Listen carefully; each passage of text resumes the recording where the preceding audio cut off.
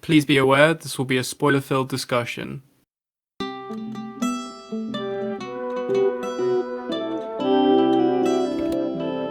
Hello, and welcome to the Minority Arts Appreciation Society, where we're ticking all the boxes. I'm Mattie, and I lead the film discussions. I'm Josh, and I lead the music discussions. And today we have a guest, Scarlett. Hi. Yeah. Our very own podcast artist. Exactly.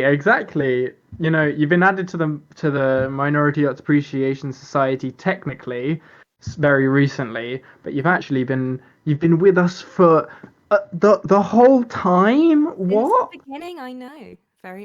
Well, yeah. Scarlett's been doing art for us since we began. So like every month, she does those wonderful kind of mashup posters for us. I think she's studying art right now. I do Or fashion. Yeah. Fashion is art in many ways. Oh, thank And I mean, I'm really curious about that. How's fashion going? Well, right now, pretty awfully because I can obviously imagine. we've all been sent home. But I mean, it's a bit weird. Like, obviously, trying to adjust into a COVID-19 world where all of What are the ways that COVID is going to affect the fashion industry, do you think? Like, do you think it would change the trajectory of fashion? well, basically there's all this big thing with all these brands who are putting out statements saying fashion has a big consumer problem in the way that it just makes too much stuff. Even high fashion, you have like 4 or 5 collections a year, and because of COVID, loads of people have been like, we're going to scale back, we're going to do it more ethically. But I think it's more of a gap filler because they can't make anything during this time. They want to act like it's actually a change that they're going to make permanently, but I don't think it will. I just think that this period is going to make it so much harder for anyone graduating now to get a job or an internship when it was already really hard in the first place. Jesus. So normally there's a problem of overproduction. Or would you say it's underconsumption? No. Overproduction 100%. Like, especially big houses, they'll have like a spring, summer, they'll have a resort, they'll have a pre-resort, they'll have like all of that in the space of a couple of months. Which obviously no one except really rich oligarchs buys. It is overwhelming. Like if I bought or kept on top of all of the stuff that I think is cool, like in fashion and everything that was going on, it would be exhausting. Yeah. And it's not like movies or music where it's like, you know, the act of watching a movie or listening to an album is time consuming. But do you see what I'm saying? Like it's such an odd amount of stuff for something for a hobby that's very passive. What Hobby? seems You know what I mean? what seems Wearing confusing stuff. what seems confusing to me about fashion is like it feels like, what is the aim of people who are like fashion heads? Like if it's trailblazing, if it's staying ahead of the curve, then how is keeping up with the trends gonna help you? Because I feel like you have to keep up with the trends, but also be one step ahead of the trends. Like, how does that even? How does that even work? There are just so many people who like consider themselves. There's so many different types of people who are interested in fashion, and I wouldn't even necessarily say I am interested in current fashion. I like making clothes and making my own clothes, and obviously, like, I do think that I'm like it's good to be invested in the industry that you're interested in. But like all the people who are obsessed with streetwear and stuff, I do just think it's loads of people who have too much money and don't know what to do with it. So mostly these people aren't really actually interested in staying ahead of the curve. They just want to seem like they're cool at the time. That sounds so mean because this really is the industry that I know have what you to go mean. into, but Yeah. Well, I mean, how do you feel about, as someone who's like is an artisan, around fashion? How do you feel about stuff like Palace, Supreme? And Supreme, I yeah. think it's interesting. Like, I obviously, I'm not interested in streetwear as much, but there's definitely an appropriation angle to come at it from, like these white skateboarding brands making loads of money off of like a fashion history that's definitely not theirs. And just that's a really good example of like resale value and like hype around a brand being the reason that it's popular and not really the quality or like the actual design. And I don't really know why that's the case. Like, I guess because it's accessible and it's easy to wear. Because obviously a lot of things that are haute couture, you're not going to wear them like going to Sainsbury's, are you? Because I am really curious about how you feel about it, because like for me, I can only, because I have no independent thought, I can only think of it through the medium I'm obsessed with. yeah, So like, if I sometimes feel like when I look down on people who are obsessed with Supreme and Palace and things like that, that I'm like a film dickhead looking down on people for Yeah. liking certain like studios. Like, is yeah, it the same, or is it or are things like Supreme and all of that stuff like genuinely, taking up space in a market that, could be occupied by something more authentic? I would say the difference is that like when you're looking down on people who like certain studios or stuff, it usually comes from a thing where it's like you don't think that it's as highbrow. Do you know what I mean? Whereas like people who shop at Palace and Supreme, or it's not even so much that now. Now it's more like Raf Simons and like What the fuck is that? it's just, and Rick Owens, like all of these brands that certain people who consider themselves like archivists or like it's a very specific white boy type of fashion interest. Yeah. I would say like the people who like Palace and Supreme are not so much like into fashion, that it's like They're that one. into Palace and Supreme. Yeah, Yeah, it's very like clicky. Like it seems like if you're a Matt DeMarco kid, you wear windbreakers. If Yeah. you're like an Odd Future kid, you wore Supreme. If I don't know what music Palace kids listen to, but it seems coming from it from like a music angle, it seems very much about like signifying your clique and being like instantly recognized. And I do think like that can be a good thing, because obviously it's nice to wear the things that your friends wear, and like I think the thing around like the drop culture, which is kind of was started by like Palace and Supreme, where you'd have to queue around the block like to wait every Thursday at like their Soho store, they drop a new thing. I don't know if it's every week, but I just know like that's kind of the sort of idea behind it. That's nice because you can go and do that, and that's like a communal thing that you can do with your friends, and you meet people who like the same thing as you, but at a really consumerist cost, because it's like you're all just going there to buy something. So Yeah. interesting, especially like when you're like a communist and you're like, how do I function in this world that literally exists off the exploitation of child labor like 100% of the time? But I mean, it's a very expensive passion. Like, yeah, tell me about it. To make like, clothes and to love them. yeah, I know. Like, it's sort of under capitalism inherently like gatekeeping. Of course, like you do have examples where like working class people created their own movements or like made a way to carve their own section of fashion movements. But like, it's not like films where like, yeah, films still cost money, but like that you don't have Peck and Plex that, where you can just go and watch something for a fiver.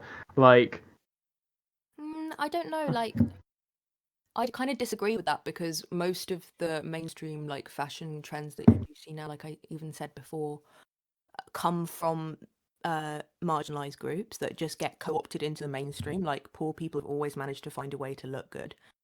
yeah. So I see what you mean, like to be engaged in maybe something that is seen as current, but usually the people who actually make good things and are like pushing the curve come from marginalized backgrounds. Right. They don't have the Alexander McQueen, for example. He was working class. His dad was a taxi driver. He was born in Lewisham. Fun fact. Calm.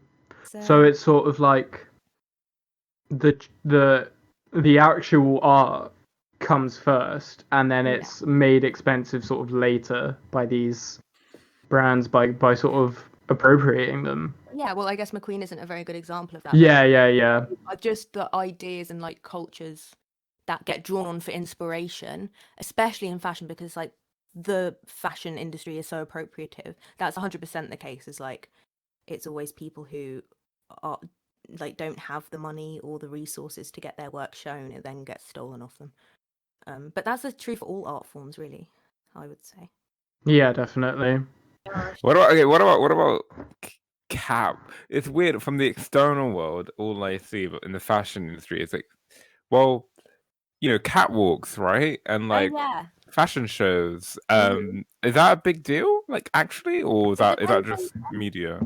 what you want like to do, what sort of fashion you're interested in.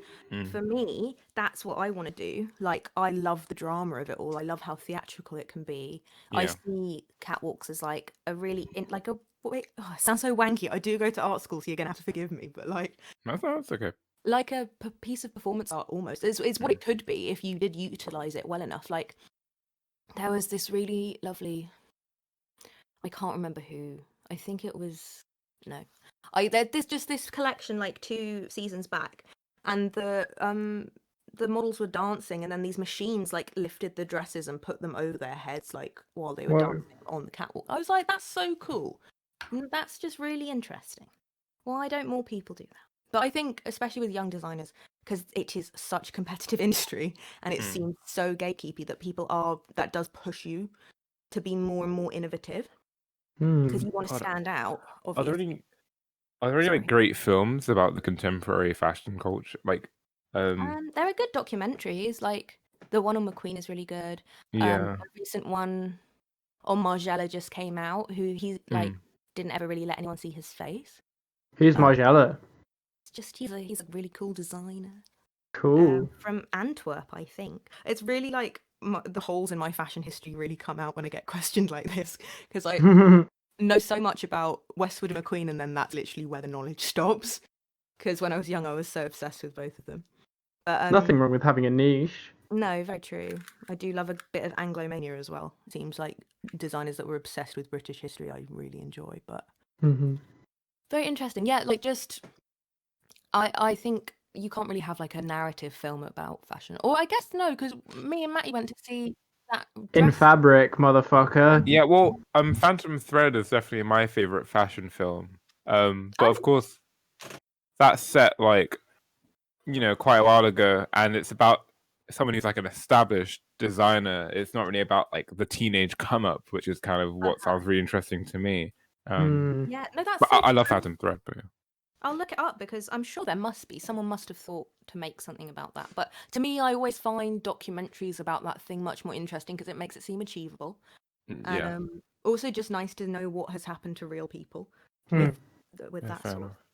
Yeah. Calm. All right. I think that's about all we've got time for the preamble. Just so listeners have a sort of sense of like how you're related to us. How do you know us? Me and Josh went to primary school together, and I am also Mattie's girlfriend. Hi.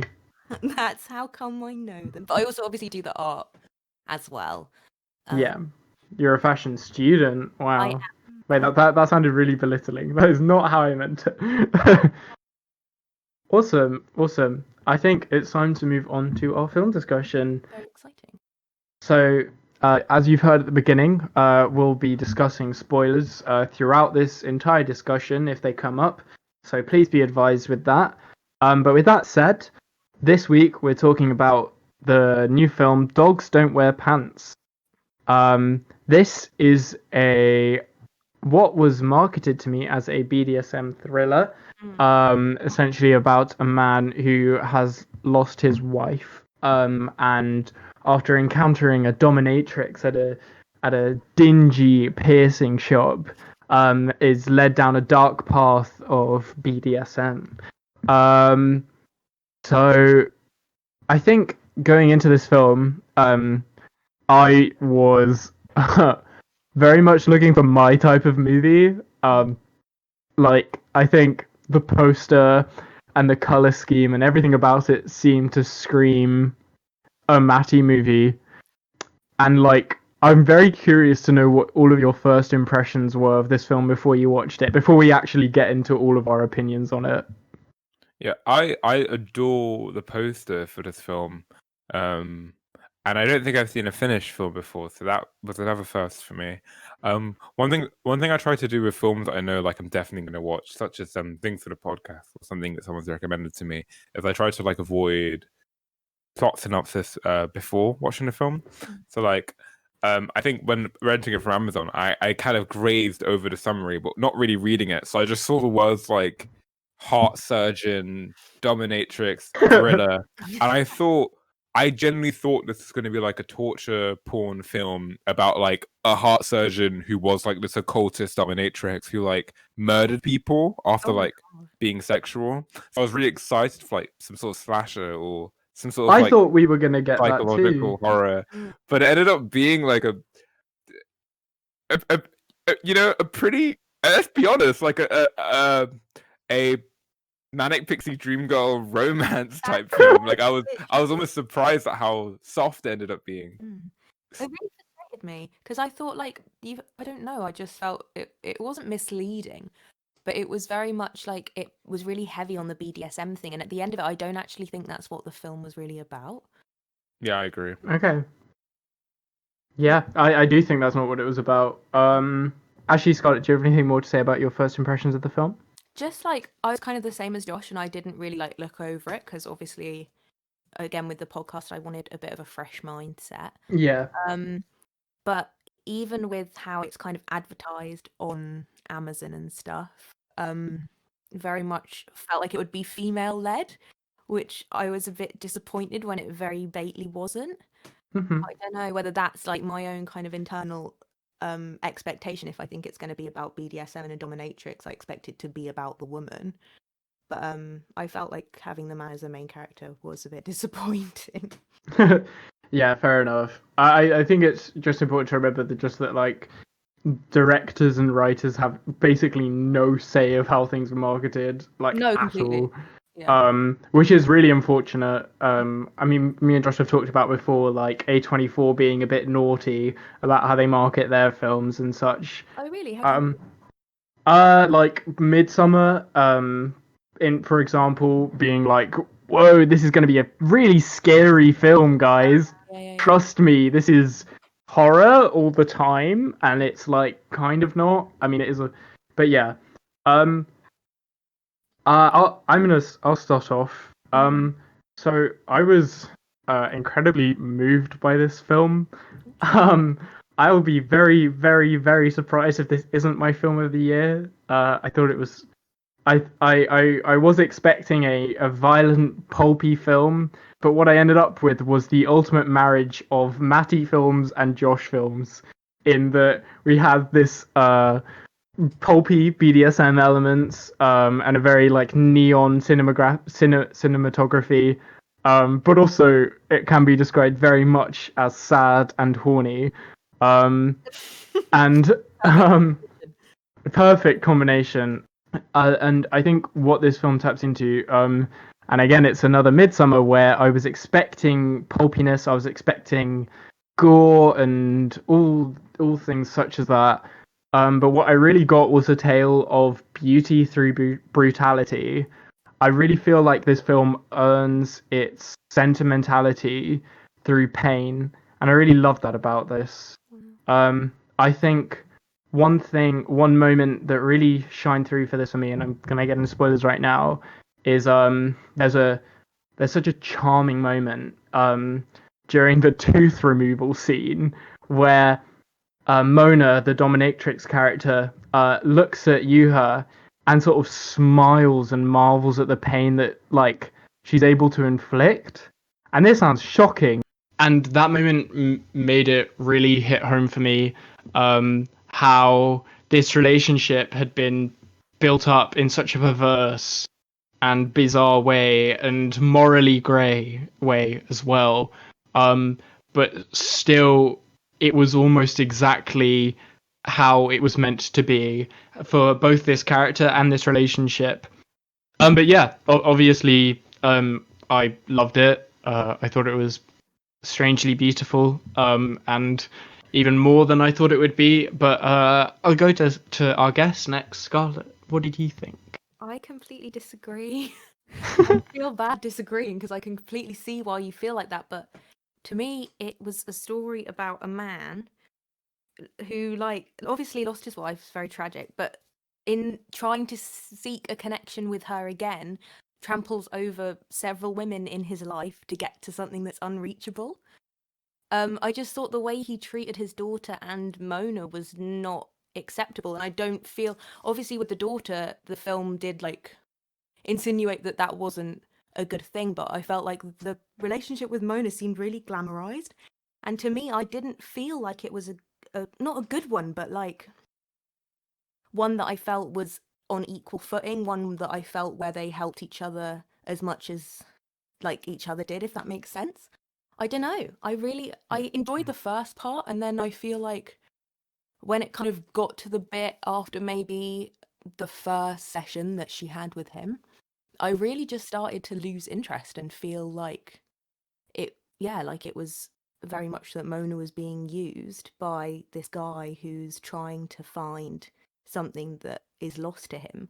Yeah, I'm a bit kind of between both of you on this, where I think aesthetically, I think this film is gorgeous. The presentation of kind of his grief and the shots of him swimming with his dead wife are like really stunning. I love the neon red aesthetic of the BDSM room as well. However, I'm kind of with Scarlett on this one, where the film really lacks self-awareness in how it builds its characters. I think it was really disappointing when it ended up being kind of a manic pixie dream girl story. I was really frustrated at the lack of internality given to Mona. I feel like I agree with you so much. a lot of the actions the main character did, where basically, she's essentially a sex worker who doesn't have sex with them. It's kind of like a purely BDSM thing. He acts very inappropriately in the office, like that's basically assault. Like that's not what he did wasn't consensual. And then he stalks her, and then he kind of has intimidated her to a point where he's like, if you just do this one more thing, I'll leave you alone. So she does it, and then she like gets oogly eyed over him. And I would have been okay with it if she was angrier or expressed to him, hey, that wasn't okay, and he recognized like what he did was wrong. And or if the film played it as this like perverse, this guy is really dark, like, but it really felt like it came off really schmaltzy and romantic by the end, like it was Scott Pilgrim or something, and I just didn't. Tonally, that was very jarring for me, and I wish there was just some more self-awareness there with the dynamics between the characters. Yeah, definitely. I do feel like I feel like the relationship is built up more carefully than is given credit for. I don't think the film is quite as simplistic as that. Like, I think it's from the very beginning, all of the sessions that he's in with Mona, there is a very visible crossing of the line for her.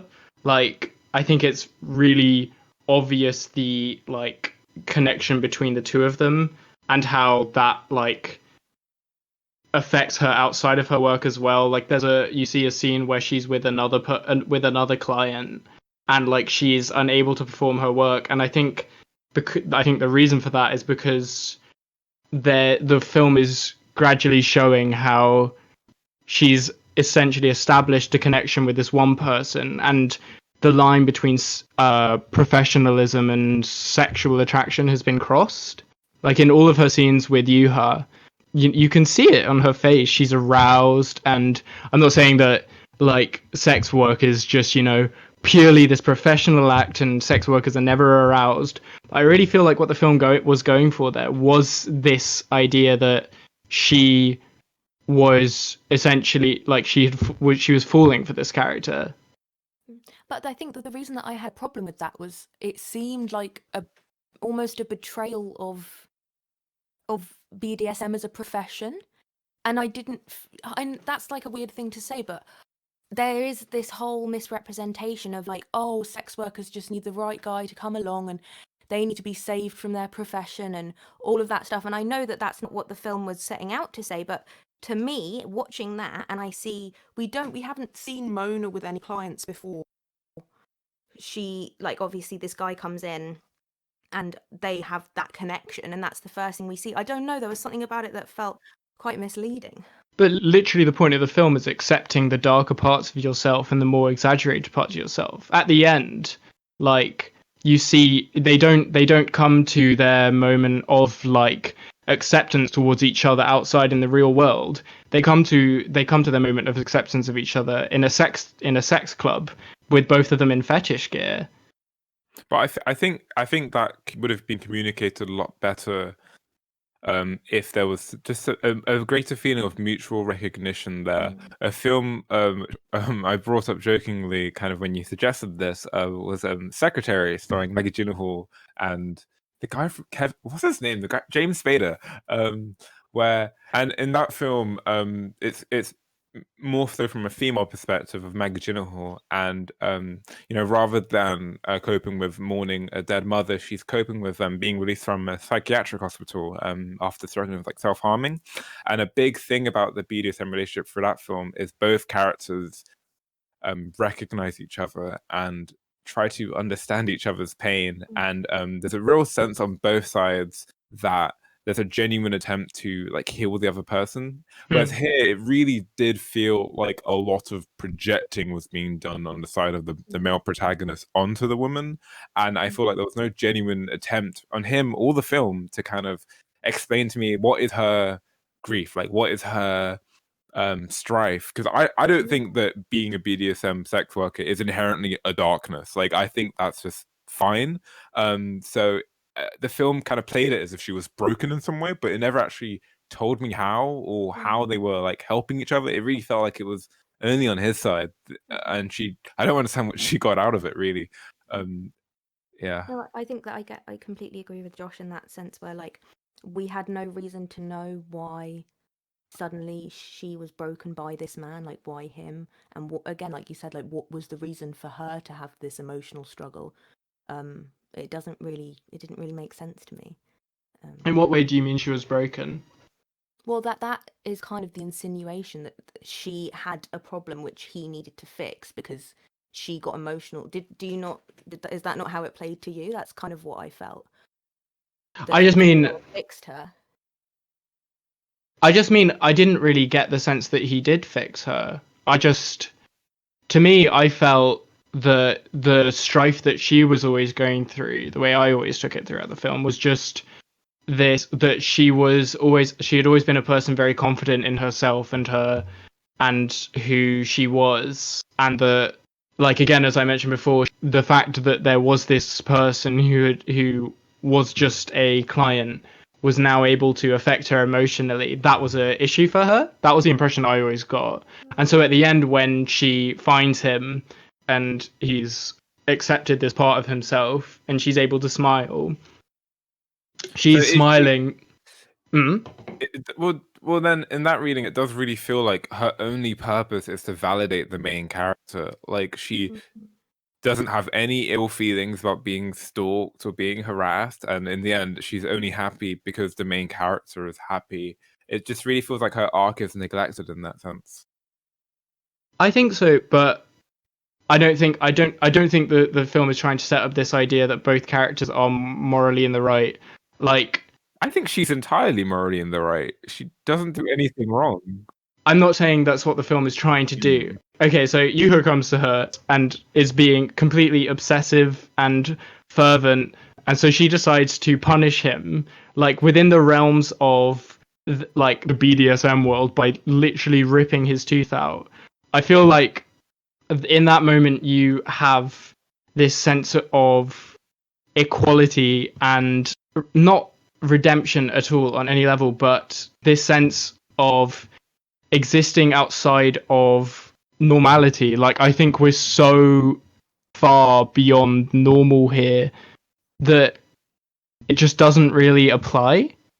Well, I guess an issue that always has to be raised with BDSM fiction, and it's a big critique of the 50 Shades saga is are we presenting the BDSM as weird or like driven by trauma, or is it just a sexual thing, and it's not necessarily like, oh, it's because these people are so broken that they're into BDSM. Because if we're meant to just assume that they're into it because they're broken, then yeah, I guess the tooth ripping scene has like emotional potency. But if, like me, you don't really see BDSM as this kind of, oh, everyone who does it is broken, then I really have no reason to understand why she's like super into ripping his tooth out, other than enjoying pain, I guess, which again is fine, and he kind of consented to it.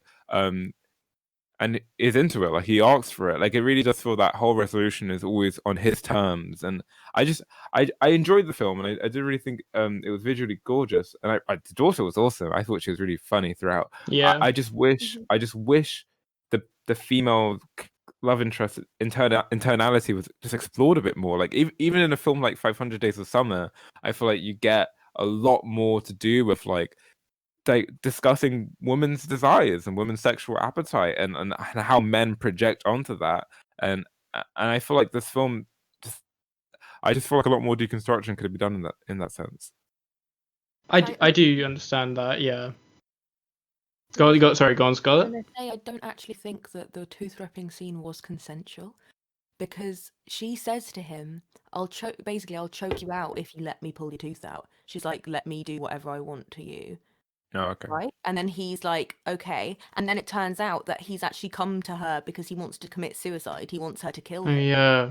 So actually, that's another big reason why I was like, Jesus Christ, this man is literally just using this woman and her job as a sex worker to fulfill desires that are just him. That's not what she signed up for. That's not her job. He's bringing also her job from, I don't think that she wants her job in her house. Correct me if I'm wrong, but I think in that scene where she's pulling his tooth, like that's like the only time we see her with her hair down, her real hair. And we see her real hair in other shots, but it's always tied up. And I don't know, that just made her seem really vulnerable and very feminine, whereas in the other shots they've always tried to make her seem a bit more like, obviously, like in her dom stuff she looks completely different. And I just felt like that made me feel for her even more. I just felt like she was in her home and he brought this shit into her home, and that didn't seem like a choice for her. I don't know. Oh no. Yeah, it just upset me. I think I might be wrong. Yeah. Well, Scarlett, even if, but because he is suicidal and she suggests, I'm going to rip your tooth out, he ultimately consents to that, I think, because he's like, yeah, I want to do that. I want to die. Like, it wasn't his initial idea, but I mean, he tells her to keep going. Like, I really I feel like that is an extension of him, like you said, him desire being projected onto her for death and like some sort of sexual kind of gratification. I guess okay, so if it's not him consenting, then can you say really that she consented to that? I don't think. No. I thought she just did that because she wanted him to leave her alone. So she was like, I'll say the most extreme thing. He'll have to leave. He's not going to let me rip his tooth out. But obviously he's so suicidal that he does. It's so weird that the film doesn't present this as like a kind of psychological horror, and it presents it as a romance. I think in presentation, a lot of this film could have been, even in editing, a lot of this film could have been more coherent conceptually in that sense. It doesn't work as a romance for me. It felt to me like the idea of the story, or the idea of, because I loved the beginning. I loved how you had, like, it was all natural. I think the light was something that really interested me, because obviously with his wife and everything, they were outside, like they obviously lived in the countryside, and then you really don't see him in bright light until like everything else is kind of dim. Like all of the hospital light is like obviously electric. You never really see him outside until right at the end when he goes and gives his daughter a hug and stuff. I don't know, I just thought how it seemed like he was chasing what he used to have.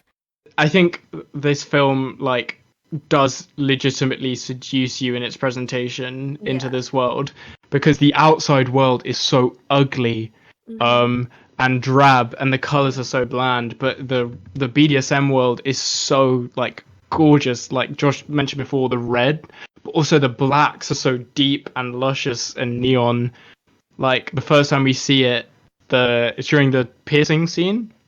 And you see the like piercing equipment like immaculately cleaned and like carefully placed in this very like dingy environment, which is like definitely a conflict at the core of BDSM's eroticism. And then the film goes on, and I think and at a certain point, even the blood in this film is gorgeous in these BDSM scenes. I think that's a huge factor, I think, to the why the film is so successful for me. Yeah, visually, I don't think any of us are denying that it is beautiful.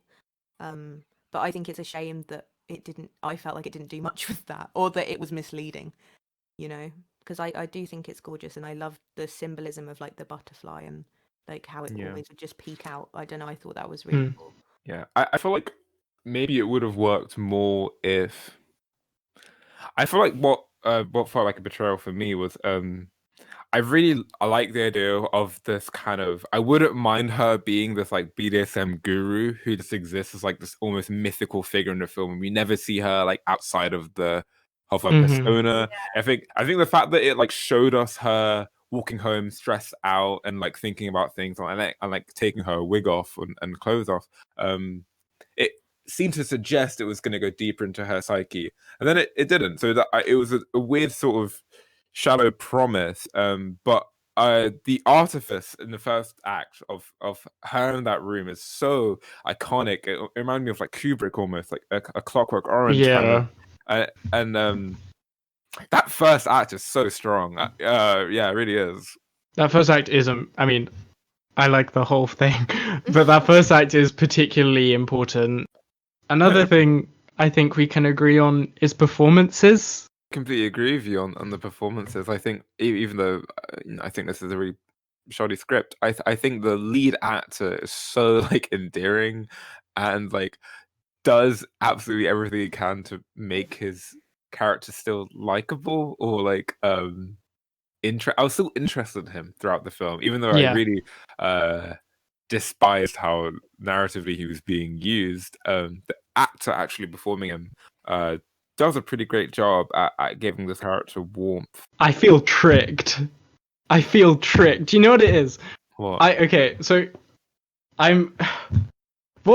I was watching this film and I noticed that it was a very male-centric film. And I was like, I was skeptical, but I thought no, I will, like, you know, like, I think male stories are still very important to tell, especially a story like this where I do think at its core, no matter how it executes it, which I now do have problems with, I do think this is a story about accepting things about you that are perverse and aren't the status quo of, you know, conventional attraction and just. Well, I think it's dangerous to call. If you're referring to the BDSM as perverse, I think that's dangerous. If you're referring to him, it is perverse, but that's what's good about it. I think that there's nothing wrong with calling it perverse. Perverse just literally means diverting from the norm. Yeah, but I think what I was criticized, like, do I need to watch a film about a cis white man learning that it's okay that he likes to be pissed on? Like it's that like mentality that I was trying to fight when I was watching this film. Yeah, I do agree with you. Like, that's not what we need. But this isn't like Hollywood. This isn't, you know, us being force fed more like, you know, or like Western, just, you know, men. This is just like, this is an independent film, and I just wanted to take it on a surface level of someone making. I think a film like have you guys seen Blue Velvet? No, I can't watch films with rape scenes. That's completely fair. I think while Lynch is very like unforgiving of his actors and puts them through hell, I think that's a film that deals with a man confronting darker sides of his personality in a way that doesn't feel like it completely loses sight of the woman's perspective. And I'm not saying like, I don't know. I think a well-written film always, to some extent, considers everyone in it as like whole people, unless you're doing some weird surreal avant-garde thing where like they're all symbols. I think it is. I think you can tell really strong. I think Blue Velvet is a strong story about like a man. But in that film, I never get the sense that women are just props for him. In this film, it really did feel like that there was a really cavalier feeling around the woman in his life. And if you're going to make a romance, I have to care about everyone. No, I do completely agree. Like, I do, like, that's why I said I felt tricked, because, I mean, it's my own biases, but I felt like in this film, I was trying to fight against my own natural instinct to care less about male stories in film, because, like, we are exposed to so many of them, and when I realized this was going to be such a male-centric story, I tried to fight against, like, just not dismissing it, because like when you're a film student, you can't just dismiss films because they're about men. When you're anyone who watches films, you can't just dismiss films because they're about men. But I think in doing so, I ignored aspects of the narrative that are definitely problematic. Completely. Yeah. And I think it's not. So, for example, like in a film like Streetcar Named Desire, I love that film. he, Brando's character is a very bad man, obviously, but it's still able to give like a nuanced portrayal of him, where the film wants you to be very critical of him, but also wants you to be like, hey, there's some fucked up like racial and class stuff happening with his character as well. I just think this film would have played off a lot more if it asks us to be a bit more critical of its protagonist, while also finding pockets where we can empathize or feel his pain. I think just more self critique in this film would have taken it a long way. I think it's good to present. I think it's fine to present flawed male characters as long as you ask us to be aware of their flaws. I think it also would have helped maybe to present some aspects that are more redeeming. I feel like a lot of the stuff that's redeeming his character in the film is the performance, like you said, Josh, because this is an incredible performance of a very conventional man accepting unconventional things about his identity. Yeah. But it's on a narrative level and on a writing level, there's nothing to make his character not like complex, not simple, rather. Sorry. Well, he starts off pretty good. Like I thought he was a really good dad. Like at the beginning, like when he took his daughter to pierce her nose, like I thought like, oh, that's a good dad move. But then yeah, he kind of pisses all of that away in the last hour of the film. I did like the premise. Like, I don't know if I've said this before, but like the idea that he went to the BDSM thing to feel the drowning feeling again. I thought that was great. Like, I really that is amazing as an idea. Yeah, I think like I really thought that was great, and I loved how they shot the underwater scenes. I loved the idea that he keeps on wanting it because he wants to get closer and closer to her, and like kind of the idea that he doesn't understand that the closer he gets to her is closer to death, until he obviously in the end he does get that, and he kind of asks for that. Would it have been lovely if this was about like male and female friendship, and Yes, like I think in the the BDSM romance person, ruined yeah, it. he made like a real friend who he can confide in about the death of his wife, and it wasn't played off as a romance, but more so as a friend who's gonna like listen to his grief and like help him through it, and I would have. I do really like the moment where he like. Well, I really like the moments where he's not stalking her and it's outside of the dominatrix room. Like, it's very, like, I think he's very, like, because he's on the back foot, he's so, like, new to this world and he's very naive. So he's very, like, deferring to her opinion. And I think there is definitely something there, like you're saying, about, like, a more innocent relationship between the two. I think I would have enjoyed that because I think it removes BDSM and sex work from the idea that it is sexual. Because obviously it is, because it's sex work. But I thought, I don't know, I feel like that would be interesting to explore. That would be a fantastic subversion of exploitation. Yeah, thank you. That's exactly what I mean to say. Like, because you would end up with a friendship from something that started as sexual, which I think you just don't really see. Like, do you know what I mean? Yeah, I don't know. I don't know if I've ever watched a film with that. I've only really seen that in like long running TV shows, kind of where they decide like stuff like Community, where like Jeff and Britta's friendship is really beautiful by the end of it, and they didn't really end up together, but obviously it became sexual. Yeah, and I just think that would have done more. It would be a more accurate representation of BDSM as a career, and like it would be less infantilizing to Mona as well, if it had ended up being more of a friendship dynamic than a romantic one. She deserved better. Yeah. She deserved better. And justice for Mona. Justice for Ellie. She doesn't also really get much of a conclusion. Yeah, does she just start dating that guy who looks like Young Lean? Yeah, I was thinking that. I was like, yo, that guy. I hated that as well. I really despised that thing with the kid because I was like, I don't. Because women need to be saved. Yes, by strong men. Every man came in. No, literally, you've hit the nail on the head. That like she has daddy issues, and then this bloke. Oh, I see. Right. Okay. I literally don't even know. He just zooms up on a motorcycle. I thought you were just talking about her music lessons and No. him not showing up to the thing. I'm sorry. No, I mean like that whole little arc thing. Where Oh yeah, by a fair. man because her daddy doesn't turn up to her show. Like, I don't know. I just found that odd. Why didn't her friends go? Don't worry, Ellie. You're fine. Why did she? Yeah, she stop had good smoking? friends at the Why didn't beginning. she- What happened to them? Guys, just let me like a film directed and written by a guy about women that's kind of problematic. Like, oh god. Once upon a time in Mattie O'Neill. This is my Once Upon a Time in Hollywood, where it is just not okay.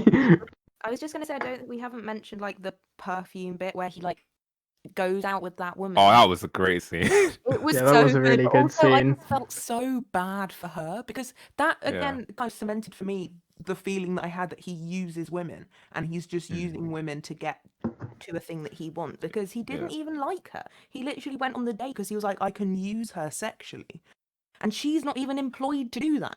And I think that scene also like deploys a lot of kind of this film's problematic view of women in terms of like that would have been a great moment where like we got to see, oh man, it really sucks that he treats women this way. Yeah. But she's presented as like laughing at him the whole time. Yeah, And at the end, it's the lingering shot of him looking ashamed in himself and her laughing through the door that really tells me as an audience member I meant to really despise her. And it's just a tonally weird moment of like this film. That's a great moment where the film could have been really self-aware of like, hey, isn't it kind of weird what this guy's doing? Like he should be more considerate. But instead, it's like, oh man, this guy like he's struggling, and women just don't understand. Yeah, and she didn't take her emotional energy. She didn't let him do something that she didn't consent to. Oh wow, that makes her a bitch. Like, and that is a theme. I think violated consent is a theme in the film, whether that's meant to be or not. And I think the fact Now going to argue that it was all intentional, so I'm allowed to like this.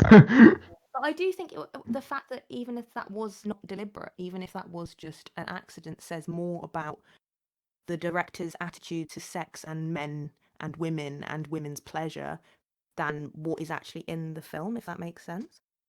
I don't know. Oh, definitely. No, that moment is definitely like, oh, she is boring and didn't like approve of what he was doing, and so she's like normal, boring, and she's just laughing at him. Normie. Yeah, and like yeah, well, my wife's perfume up your nose.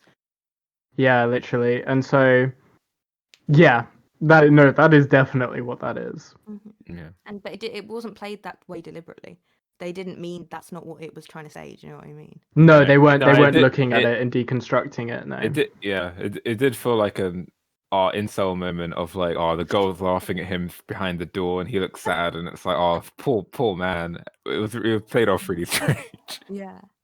I think another issue. Oh, sorry, I keep on saying issues. I have. Oh no. But Oh. just at the end, when he ends up in Mona's world, really frustrated me because I felt like he has managed to weasel his way in to this poor girl's life, and now he's never going to get Oh rid of him. no! I love No, that. but Oh it's true. no!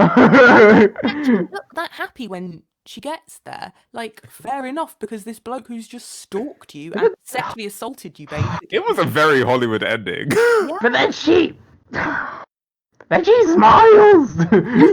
But But that's really not. That's frustrated just a me. man. That's a male director projecting. "Oh, Yeah, it is. That's how you win a woman over, gents. You stalk her and then force her to. All right, Good. fine.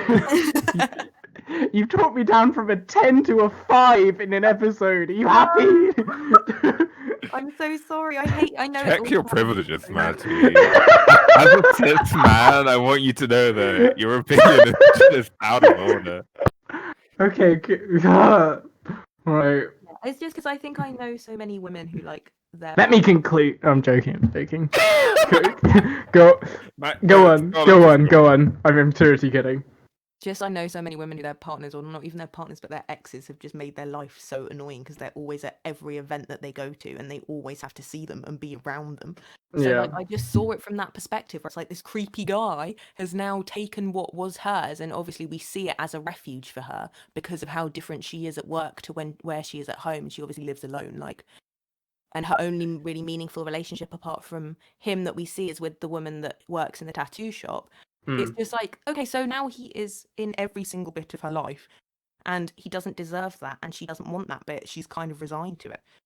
And Yeah, this really belongs in the genre of films where like the whole plot would be resolved if we just got this cis white man a therapist.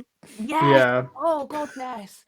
I think this is wrong, but I do think what the film is trying to say is saying, rather than trying to say, is saying is that she has accepted him as a romantic or at least like friend in her life, Right. and that's wrong. Oh, But like, I think that is what it's going for. I think that what the resolution of the film is that he has accepted himself and she has accepted him.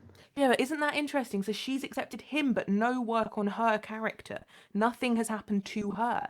She has just let this man wander into something that is her life. Like, Oh. do you know what I mean? Like, you just summed up the problem with the film. So would you guys recommend this?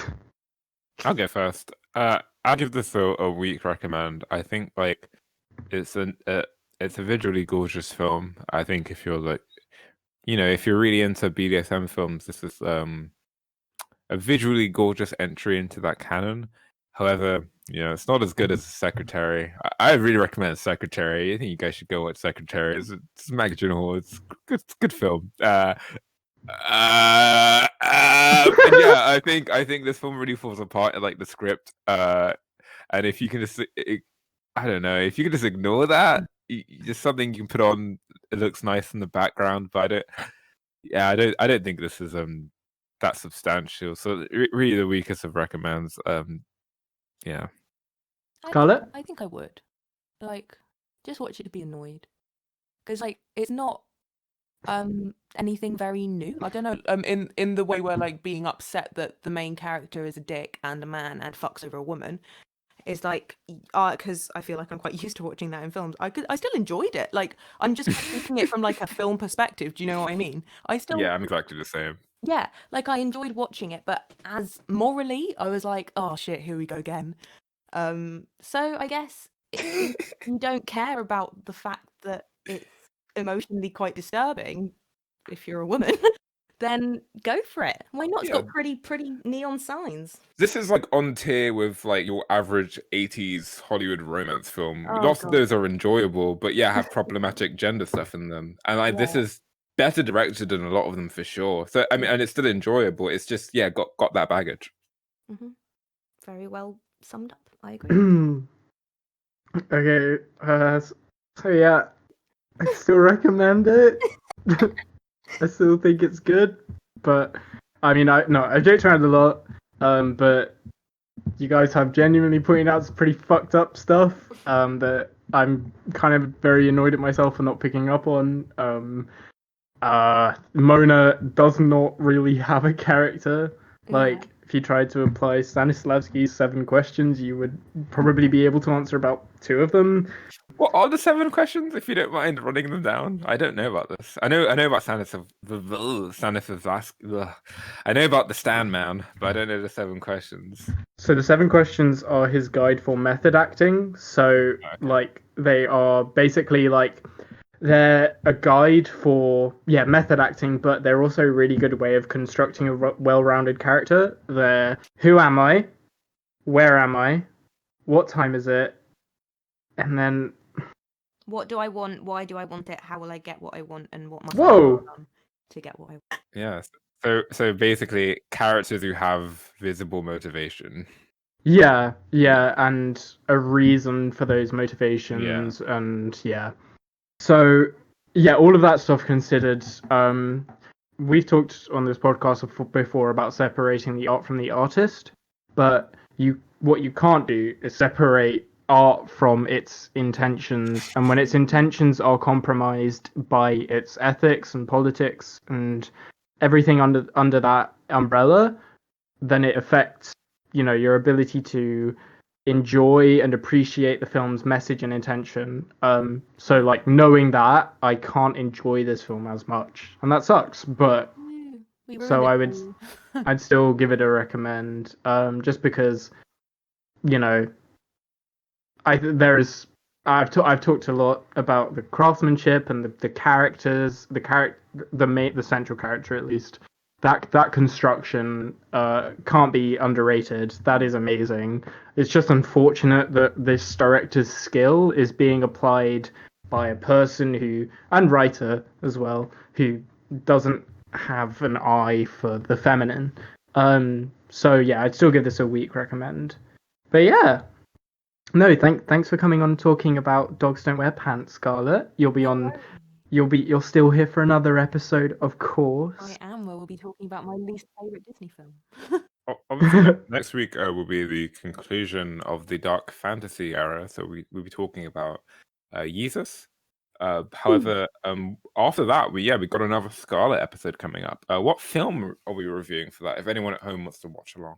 So, in the next episode of Scarlett, we're going to be discussing Aladdin, the 90s Disney movie, which is, kind of a classic now, a very modern classic, because that's just how we roll nowadays. But yeah, we'll be discussing Aladdin.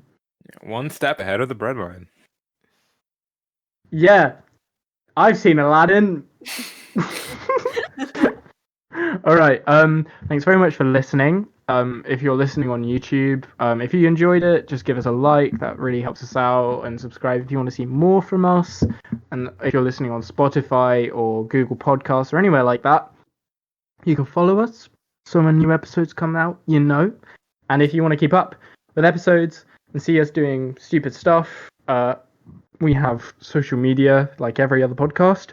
So at Minority Arts Podcast, and on Instagram and on Twitter, are at Arts Minority. Okay, I think we got that all right. Thanks very much for listening. I hope you enjoyed. Oh, if you have any suggestions for episodes, our email is minorityartspodcast@outlook.com. That's .com, not .co.uk. If you have album suggestions or film suggestions you want us to do, just let us know. But yeah, thanks very much for listening. Bye. Oh, for fuck's sake, neither of you this time. Bye, everyone. Thanks for listening. Remember, not all dogs go to heaven, but also not all dogs wear pants. So, Dude, that was awesome.